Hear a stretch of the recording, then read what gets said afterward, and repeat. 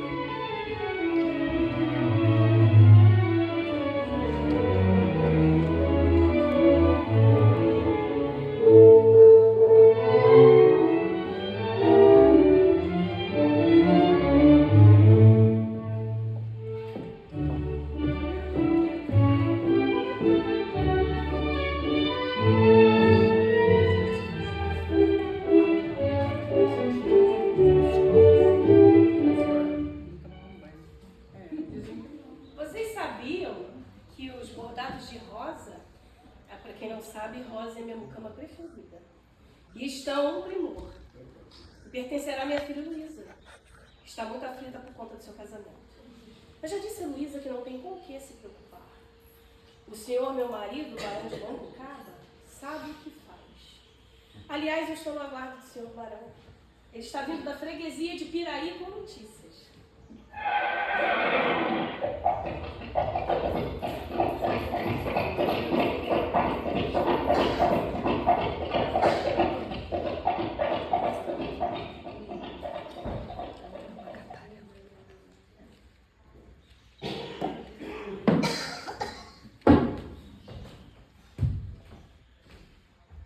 Então, senhor, como passastes o dia? Bem, minha senhora, acabo de acertar o noivado de nossa filha Luizinha com o senhor Antônio Gonçalves de Moraes. Afinal, está na hora de nossa filha casar. Ela já tem 13 anos. De certo? E para quando marcaste? Para a primeira colheita do café. Para a próxima colheita?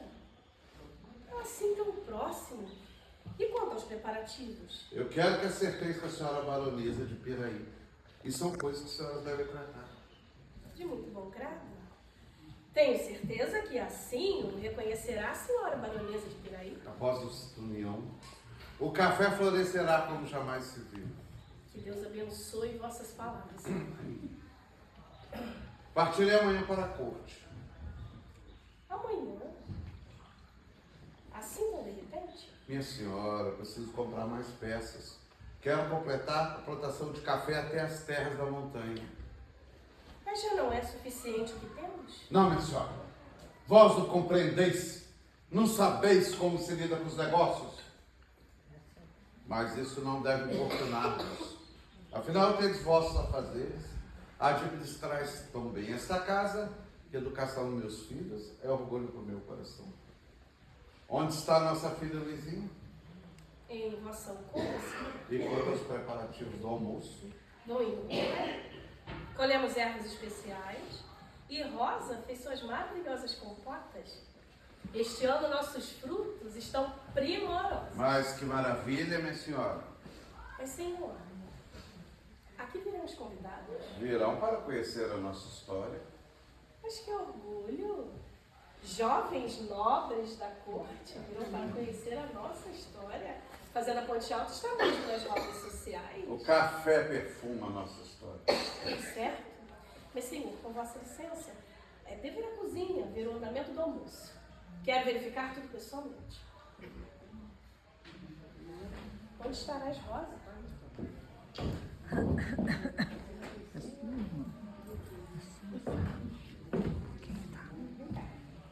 Muito bem. Esse núcleo aqui, né, que a gente apresentou para vocês, o patriarcado rural do século XIX. Né? Então, esse era um comportamento que a gente tentou passar para vocês como seria. O senhor achando que é o Todo-Poderoso, tomar conta e dar as ordens, e a senhora ia fazer o que ele queria, mais ou menos isso aqui que a gente já mostra para vocês. Né? Qual é a função da senhora na visão dele? Cuidar da casa e da educação dos filhos, né? E outra coisa, com quantos anos casou a filha do barão? 13 anos. Isso era muito comum, se casava muito jovem. Os pais que arrumavam o casamento, eram as políticas de casamento. E ela casou com o senhor de 28 anos e tinha o dócil apelido de Capitão Mata-Gente. Gente boa, né? Então era política de casamento. E ela conheceu ele no dia do casamento. Tinha muito isso, né? E é um casal distante. A gente falou na segunda pessoa do plural, vós passastes o dia. Como eu trabalho muito com escolas, eu perguntei às crianças assim, imagine se você chegar em casa e falar com a mãe, senhora, minha mãe, peço vossa licença para ir na padaria. Eles falaram, a mãe vai falar, que isso, menino, tá ficando doido? Aí eu perguntei, como é que vocês pedem para ir na padaria hoje? Partiu padaria. Agora como é que é? Saiu padaria. Tá vendo como é que muda a comunicação, né? Essa família ficou lá no século XIX e a gente vai entender um pouco o que aconteceu com as fazendas, né? Então assim, o fundador dessa fazenda, por volta de 1830, é o Barão de Mambucaba, né? Ele ganha esse lote de terra porque existia uma fazenda em Santa Cruz, que era daqui até Santa Cruz do Rio de Janeiro, pertencia aos jesuítas, e os jesuítas são expostos no Brasil pelo Marquês de Pombal, e essas terras ficam da coroa portuguesa. O que acontece então?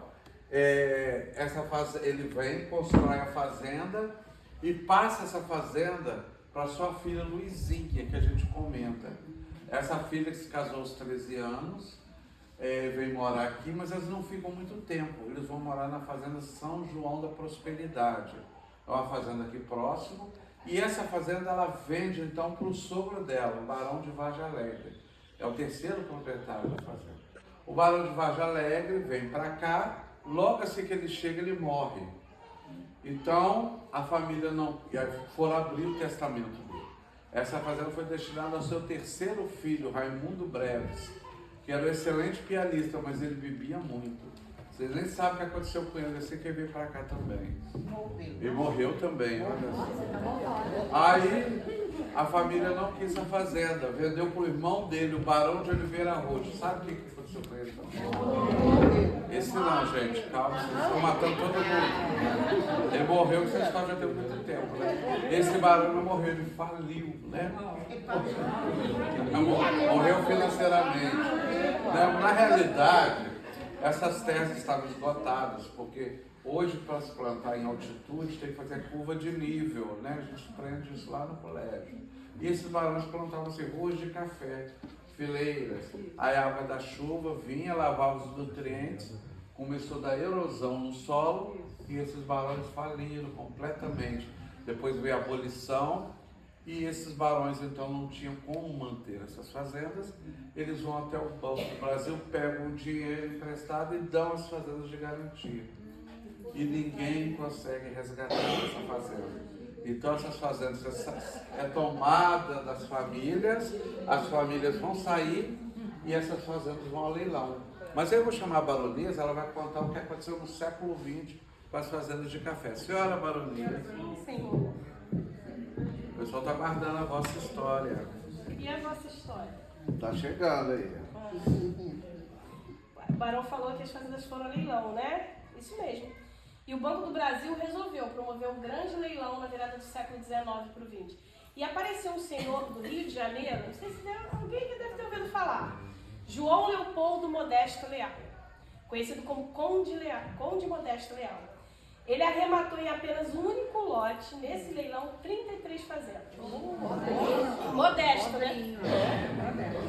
Dizem que foi o maior cheque de pessoa física dado até aquela data. Pois é. E esse senhor tem uma história bastante curiosa. Ele era praticamente analfabeto. Esse título de conde foi cedido a ele pela igreja, não pelo imperador. Mas ele ficou muito rico negociando sucatas de navios da Guerra do Paraguai. Fez muita riqueza, resolveu comprar fazendas, que eram terras improdutivas. Mas ele não foi bobo. Ele comprou a preço de banana e vendeu todas a novos fazendeiros que ocuparam a região com a bacia leiteira. No século XX, então, a região deixa de produzir café e se transformou em uma das mais importantes bacias leiteiras do país. E o conde, ele se transformou em um dos maiores empreendedores do mercado imobiliário do Rio de Janeiro. Quem é do Rio aí sabe Laranjeiras? Sim. Laranjeiras foi um bairro que todo já pertenceu ao Conde Modesto Leal. Atualmente, muitos imóveis ainda pertencem à família Modesto Leal. E essa fazenda, né, ele arrematou, mas essa especial ele não quis vender. Ele deu de presente de casamento para a neta, Isabel Leal, que chegou aqui em 1936. Dona Isa chegou na fazenda, ou seja, casada.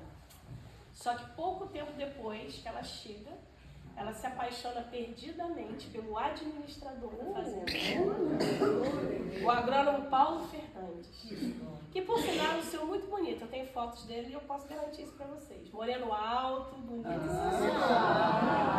Ela ficou apaixonadíssima. Aí resolveu contar sobre a sua paixão ao seu fiel amigo, o presidente Getúlio Vargas.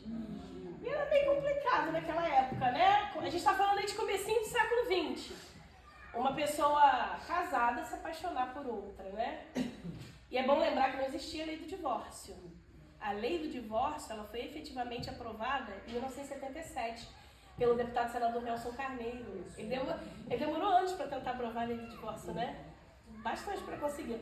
Só que o que aconteceu? Dona Isa chega para Getúlio Vargas, que era seu amigo, e conta: e agora? Estou apaixonada pelo administrador. Não quero mais continuar casada. Aí o presidente da República falou: calma que eu vou te ajudar. É bom lembrar que esse senhor, né, o presidente Getúlio Vargas, era aquele presidente que mais ficou no poder, né? Que se baseava nas ações fascistas, como Hitler na Alemanha, Mussolini na Itália. O que Getúlio Vargas fez quando ele tomou o poder? Ele desequilibrou a união dos três poderes e deu somente para o executivo, que era, no caso, ele, plenos poderes. Então tudo acontecia exatamente da forma como ele queria. Dona Isa chegou para o seu amigo, presidente da República, e conta sobre sua paixão. Ele, então, resolve ajudá-la. Promove 1 semana de divórcio no Brasil. Só que foi uma lei, vejam bem, feita nos bastidores, por debaixo dos panos. A população brasileira não teve acesso a essa lei. Porque não seria nem um pouco interessante para Getúlio Vargas permitir que a população brasileira começasse a se divorciar. Ele valorizava muito essa questão familiar. Se as pessoas começassem a se divorciar, elas iam começar a desenvolver um sentimento de liberdade. Não era isso que Getúlio Vargas queria. Mas para a amiga dele, né, pessoal, ele fez essa lei. Na verdade, foi meia dúzia de amigos que queriam realmente se divorciar. O marido da Dona Isa acabou concordando com o divórcio. E aí ela, feliz da vida, se divorciou e casou com Paulo Fernandes. E dividiu o patrimônio, não, né? Eu sabia que eu fiz pesquisa oral com ela. Porque era herança dela. Ela por 100 anos, tá? Morava no Rio. Eu fiz pesquisa oral com ela. Até escaneei o documento do divórcio e tudo. Eu não perguntei, juro, sobre essa questão dos bens, mas eu sei bastante fofoca, bastante detalhes assim, sobre a história. Aí eu sei que a fazenda ficou na família até 1960. Família dela. Família dela. Vou chegar nessa parte. E aí o que aconteceu, gente? Getúlio Vargas ajudou e ela, feliz da vida, se casou com o Paulo Fernandes. Ele era agrônomo, mas só que pouco tempo depois que se casou com ela, se tornou o mais novo prefeito do Brasil. Aos 26 anos ele foi prefeito da cidade de Barra do Piraí e mais tarde ele chegou ao Senado da República na gestão do presidente. Parece que não vai mudar muita coisa na época de vocês, né? Essa influência política, não é verdade? Mas o grau de amizade aumentou. E Getúlio começou a vir muito para a fazenda. Na verdade, a dona Isa adaptou a fazenda toda para recebê-lo. A fazenda virou uma espécie de ponto de apoio político. Porque motivos não faltavam, né, para ele frequentar o Vale. Primeiro, a capital da República é no Rio de Janeiro. Barra do Piraí, que é uma cidade que está a 8 quilômetros dessa fazenda, na época possuía o maior entroncamento ferroviário da América Latina. Muitos políticos tinham fazendas na região. Por isso ele veio muito para a fazenda. Aqui ele comemorou os últimos 5 aniversários, fez muitas reuniões políticas, sociais. Então a fazenda, a gente tem muito registro disso. E trouxe algumas cantoras do rádio aqui também, hein? Que o baixinho era fogo, né? Mas é porque ele foi difusor do rádio no Brasil. Tudo pela arte, pela música, né, gente? Ele foi o difusor do rádio no Brasil. Ele usou o rádio para difundir a ideologia política dele. Eu também já fiz pesquisa oral com a Virgínia Lane. Mas eu não posso contar Você aqui vai pro escrever um público. livro, não vai? Mas se vocês quiserem, depois eu conto nos bastidores, assim, para quem quiser saber das coisas. Isso foi publicado, não foi? Ela escreveu, não, ela escreveu um livro bomba, mas a filha não tem coragem de publicar. Mas ela deu entrevista. Aí ela fala muito sobre política, sobre a vida pessoal com ele, como que acontecia, né? As coisas. Detalhes íntimos, inclusive. Mas provavelmente esse livro não vai ser publicado. Virgínia Lane, gente, para quem não sabe, foi a maior vedete que esse Brasil teve. A mulher considerada a mulher das mais belas pernas da sua época, mas na verdade é porque ela mostrava, né? Tinha mulheres com pernas muito mais bonitas. E também ela era considerada a amante oficial do presidente Getúlio Vargas. Ela morava bem próximo daqui, que é Ipiraí, que é uma cidade que quem vem do Rio, é a cidade primeira, né, que vocês passam. E ela morava num sítio em Piraí. E aí, quando ela estava ainda... A última vez que ela participou de um desfile de escola de samba, eu consegui acionar ela assim, conversar com ela e perguntar se ela me faria, né, se eu poderia fazer uma pesquisa oral com ela. Ela aceitou. E aí foi muito legal. E aí 1 ano depois passou, ela faleceu. Porque ela começou a ficar doente e faleceu. Faleceu bem idosa também. E era muito interessante, ela era uma historinha mesmo andando na cidade de Piraí, de Barra do Piraí. Porque ela usava as mesmas roupas da década de 40, de 50, né? Porque ela continuava magrinha ainda. Então era muito bonitinha. Você olhava assim e você falava, estou vendo que é a Virgínia Lane. E tem um museu que conta um pouco da história dela lá em Piraí. Se alguém tiver curiosidade, lá tem alguns detalhes também sobre a vida dela. Vocês foram? Sim. Então, tem até algumas roupas, se não me engano, agora vão ser colocadas. Roupas que ela usava na época de Pivenete. Mas tem muito mais do que aquelas. Eu, inclusive, vi algumas. Então, gente, mas aí voltando aqui ao assunto, então, sobre o presidente, então ele veio muito. Mas aí depois o tempo foi passando aí em 1960. Getúlio já havia morrido, a dona Isa resolveu vender a fazenda, né, e já estava-se praticamente na gestão já de outro presidente, final da gestão dele. Como tem muito mineiro aqui na plateia, vocês sabem qual era o presidente da época, né? Juscelino Kubitschek. Apesar de modernista, né, foi ele que mandou construir Brasília, era mineiro de Diamantina. Ele imprimia na população já um outro sentimento. Porque Getúlio, ele imprimiu, inclusive, no período getulino, muita coisa do nosso patrimônio se perde. Porque ele pensava num Brasil progressista, esqueça tudo que tem referência com escravidão, vamos pensar num Brasil novo, de progresso. Exatamente, muita coisa dessa estrutura arquitetônica do século XIX se perde. Já no período de Juscelino Kubitschek, apesar dele ser modernista, porque foi ele que mandou construir Brasília, por ser mineiro, de Diamantina, ele já imprimia na população outro sentimento. Vamos resgatar a memória histórica, preservar patrimônio. É nessa época que se dá o apogeu das cidades históricas mineiras, começa a se valorizar obras como a de Aleijadinho, surgem antiquários. As pessoas, então, com certo poder aquisitivo, compram peças em antiquários, começam a decorar residências com peças imóveis, mas quem tinha mais dinheiro compra essas fazendas. Elas já estavam novamente à disposição, porque a economia da bacia leiteira mostra sinais fortes de quedas e os fazendeiros começam a disponibilizar as suas fazendas para venda. Dona Isa vendeu, Dona Nelly Pascoli comprou, e ela comprou exatamente porque ela se encantou pelo quadrilátero. Porque, gente, olha, eu não sei se vocês conhecem outras fazendas, mas essa estrutura arquitetônica que forma um quadrado, formado pelo engenho, pela casa do feitor, pela ala das senzalas, Tule, enfermaria e casa grande, é uma raridade. E em 1960 já era uma raridade existir uma fazenda com essa estrutura em pé. Só que ela não gostou da casa grande, porque a dona Nélia ela não era muito fã de Getúlio. E eu não sei se durante a visita que quem fez com o Barão, não sei se ele comentou, não sei se vocês perceberam, que a fachada da fazenda foi modificada. É outro estilo arquitetônico, é neocolonial mexicano.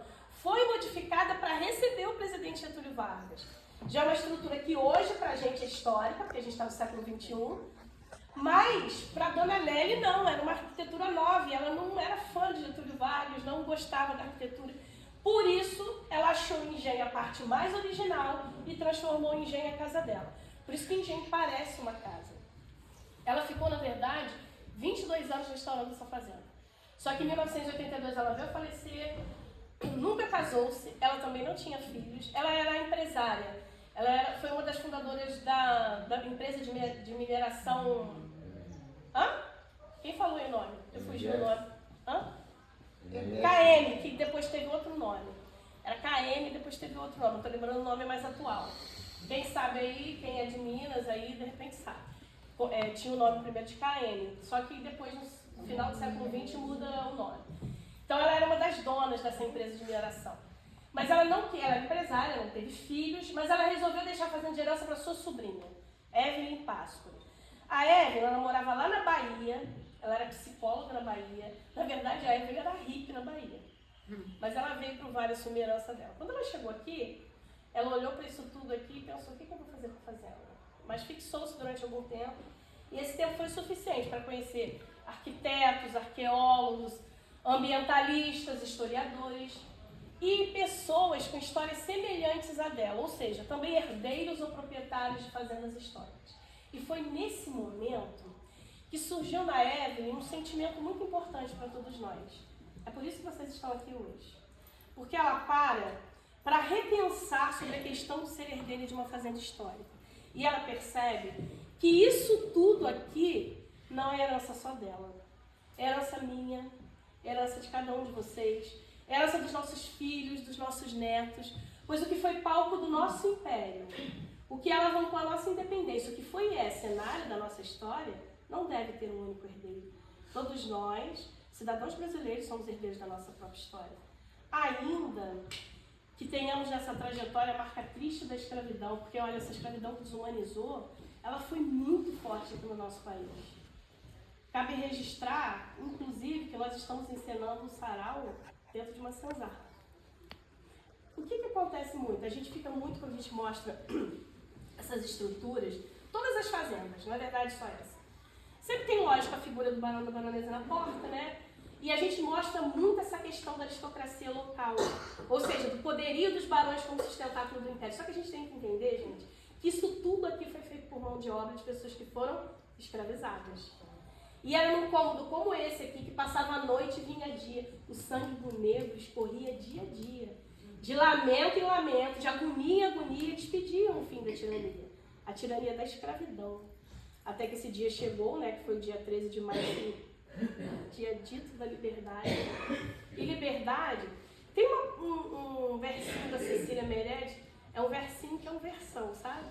Mas ele fala muito. Que eu acho ele tão simples e muito perfeito. Eu não sei se vocês já ouviram. Liberdade. Essa palavra que o sonho humano alimenta, que não há ninguém que explique e ninguém que não entenda. Sabe os versos desses de Cecília Meirelles? E foi, inclusive, baseado nesse sentimento, que é um sentimento que a gente pode dizer que transcende a questão de propriedade. A Evelyn juntou-se a um grupo de amigos e fundou um instituto chamado Preservar, Instituto de Preservação e Desenvolvimento do Vale do Paraíba. Então, que dá apoio técnico. Ela, na verdade, se tornou uma espécie de mola propulsora do turismo cultural dessa região. Porque todos nós, né, povo brasileiro, temos direito à nossa própria história, né? Então, é um pouquinho disso aqui que a gente está tentando mostrar para vocês. Só que ela fundou esse instituto, né? Só que aí ela depois veio a falecer, vítima de um câncer cerebral. A fazenda passa por um período de transição, a família então resolveu vender a fazenda. Aí foi em abril de 2008 que a venda foi concretizada.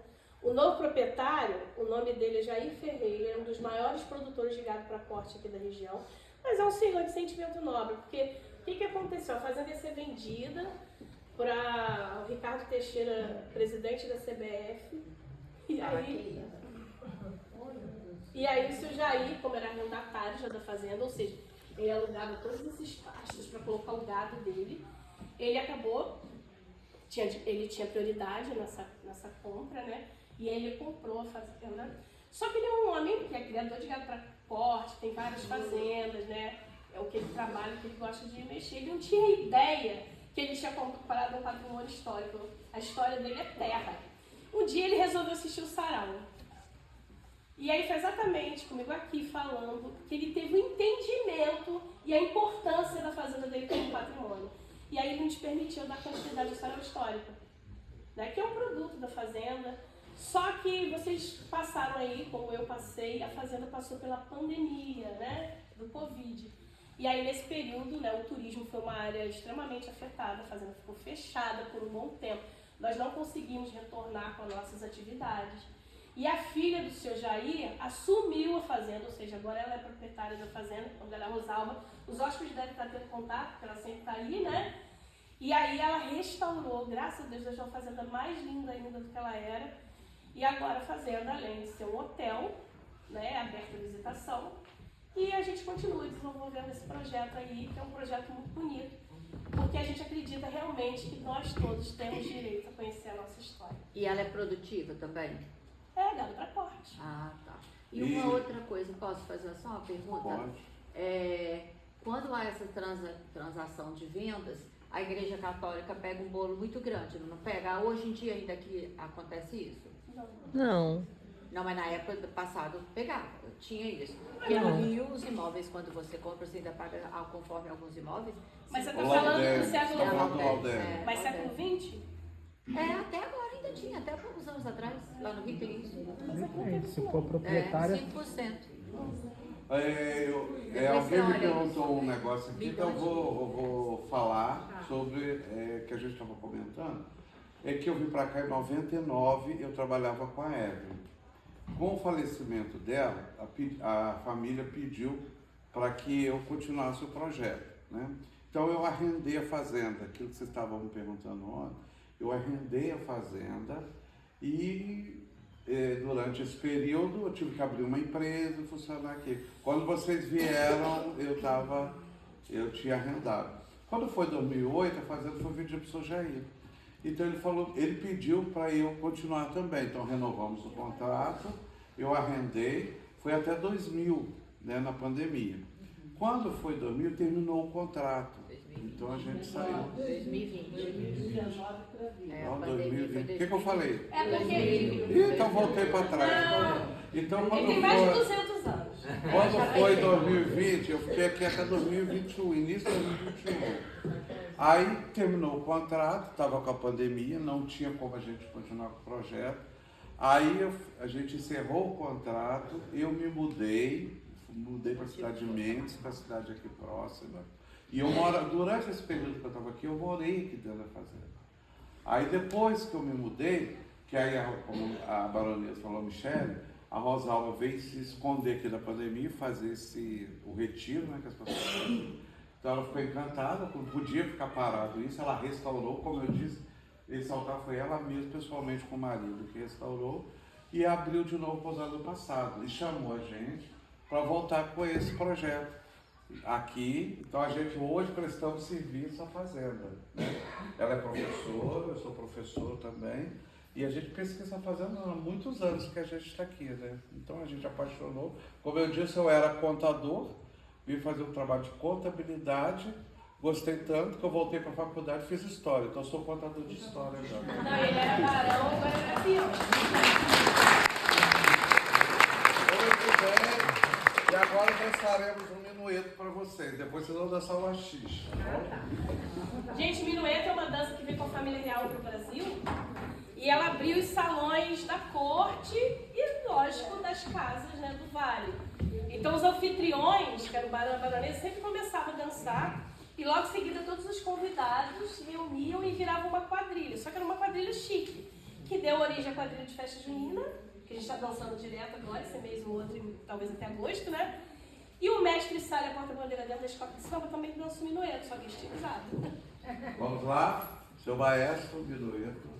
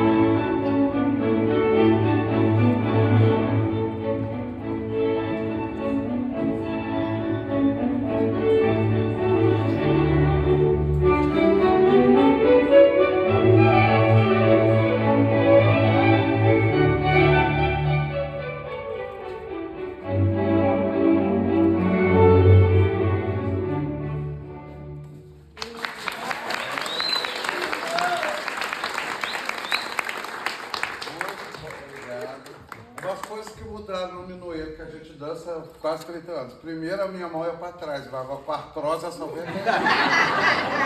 Já mudou isso. Ele também não faz beija-flor mais. Eu ajoelhava, fazia, na hora de levantar, é tanto sacrifício. Beija-flor também.